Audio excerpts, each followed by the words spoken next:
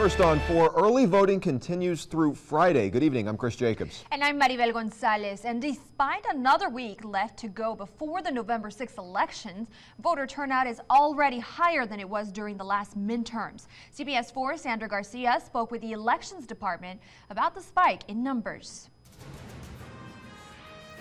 This polling location here in Edinburg is just one of many in Hidalgo County, seeing an increased number of people coming out to cast their ballot during the early voting period. Numbers already surpassing those back in 2014. You know, it's one thing to have, so many registered voters in Hidalgo County, and it's another thing to head to the polls and actually vote.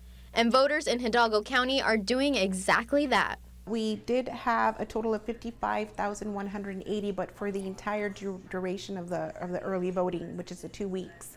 So we've already surpassed it, and we haven't even completed the second week of early voting. 1 week into early voting this year, and already Hidalgo County has had more than 14,000 more ballots cast during the early voting period than it did 4 years ago in the last midterm election. A spike that officials with the Elections Department say could be attributed to who's running this year. The candidates who are on the ballot, is what's driving maybe the voters to go and cast their ballot, yes. Statewide elections, including the race between Beto O'Rourke and Ted Cruz, in addition to local races, are just some of the boxes to check on the 2018 ballot. And for those 360,000 registered voters in the county, there's still some time to do so before Election Day comes around.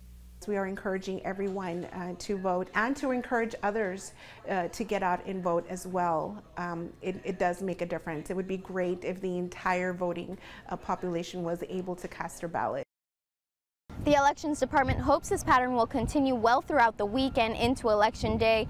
Early voting ends Friday, November 2nd. In Edinburg with Complete Valley coverage, Sandra Garcia, CBS 4 Valley at 6.